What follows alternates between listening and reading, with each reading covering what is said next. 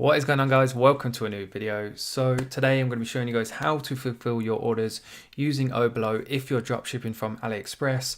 So if you're watching this, then you've probably got your first order. You might have even got a few in your first day, and now it comes to the point where you've got to fulfill your orders, and you want to be doing this then as quickly and as efficiently as possible, because at the end of the day then time is money. So whether you're paying somebody else to do the orders, you want to make sure they can do them as quick as possible, or if you're doing them yourself, then you want to make sure you can do them as quick as possible as well, so you can put more time into the things that matter, into the things that actually bring the money in. So the product research, putting out Facebook ads, whatever it is. So in this video then I'm going to show you the whole process from start to finish, and I've got a couple of little tips and tricks to show you guys as well that you might not have seen elsewhere before.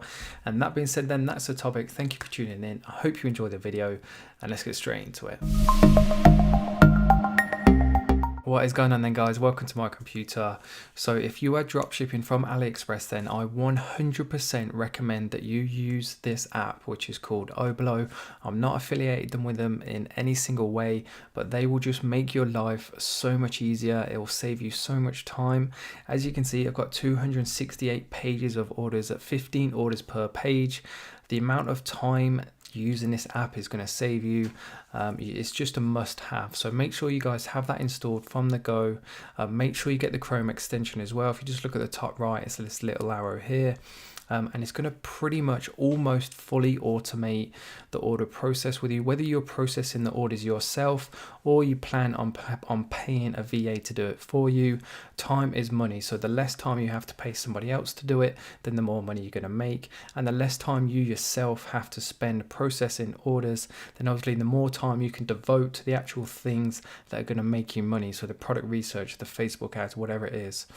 So that being said, then what I'm going to do is I'm going to set up a test order so I can take you guys through the whole process step by step, start to finish. So here we are then. As you can see, I've set up this test order. The customer is myself, and just a couple of little quick tips and tricks then to show you guys you might not be aware of that you can do with Oberlo is, number one, if you click on the customer, it will show you their address, and I just find this really handy for if somebody doesn't know what their order number is, and trust me, so many people will forget or just won't even know what their order number is. They'll lose their email, whatever it is, and they'll give you their postcode or whatever it is. Or if you need to check an address without having to actually go into the order or find it on Shopify, you can just click on their name and it will show you.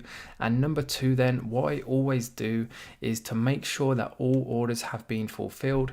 You can use this little fulfillment kind of option selector here, and if you just choose the unfulfilled ones, no matter how old the orders are, as long as they're within this date range up here, then it will show you the unfulfilled ones. So it's a great way, especially when you start getting hundreds of orders coming in every single day, it's a great way of making sure that you don't miss any orders. So what is the first step then? The first step to do is obviously make sure you've got the extension installed. Make sure you're logged into your AliExpress account as well. It's just going to make the process a lot quicker. You don't have to log in on this first one, and you just click the order products button, and what it's going to do is automatically going to take you across to AliExpress. It's going to add the product to cart, it's going to fill in your address details, and it's pretty much going to complete the whole order process for you. So as you can see, it's working away, it's doing it, so on and so forth. It adds the phone number, everything. And one thing then that you want to make sure that you do is make sure that this automatically gets filled in for you, because you don't want to have to be putting that information in on every single order. Like I said, it comes down to numbers, and time is money. Even if it takes you, say, only 10 seconds to put that message in, if you're processing 100 orders in a day, that's 1,000 seconds. I don't know what the maths is on that, but if you're paying somebody, then it's just less time you have to pay somebody for, and the more money you're going to make, and we all want to make as much money as possible. So how do we add this note automatically then? Let's go back to Oberlo, and we're going to click on settings on the bottom left here. So I'm just going to have to move myself up.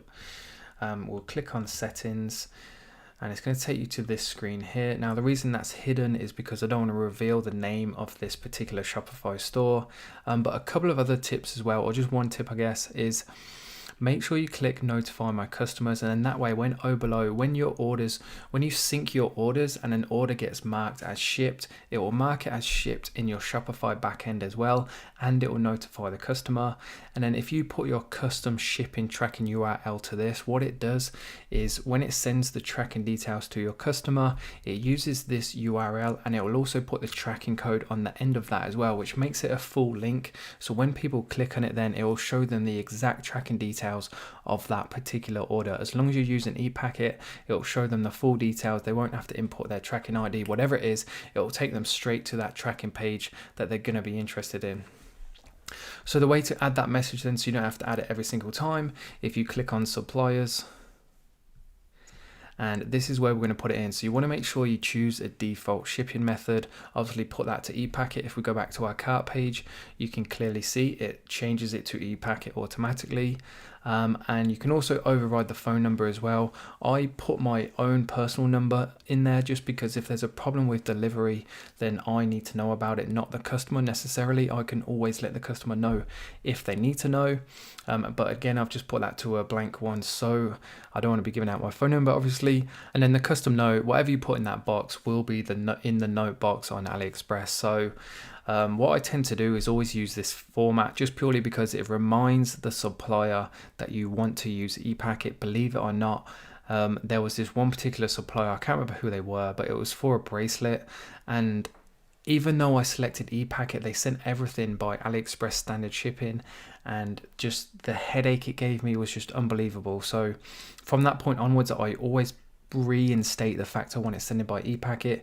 I always put dropshipping because Chinese suppliers, especially on AliExpress, tend to know what dropshipping is, so they tend to know exactly what goes along the lines when somebody is dropshipping. But just in case they don't know, I put no invoice or promotions. That way I don't have to worry about my customer receiving a promotion or an invoice with the exact price of the product inside. Plus there's going to be no promotions or no Chinese leaflets or whatever it is.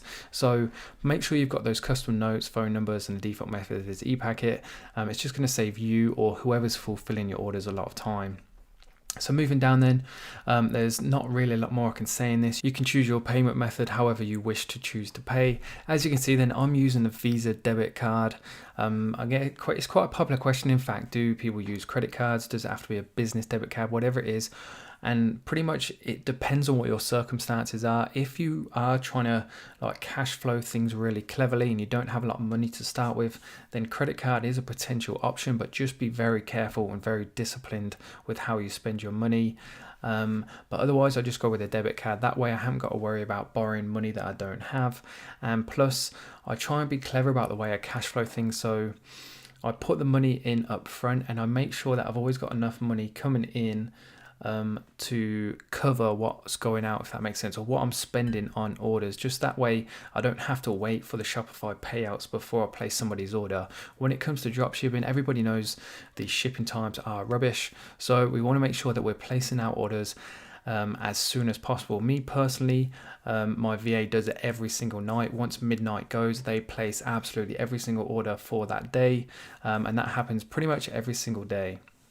So you've got a couple of different options. Again, it comes down to whatever you want, and then you can just click confirm and pay, and that's going to place your order.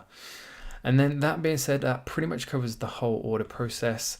Any questions on anything whatsoever, please do leave a comment down below or reach out in any of my social media links.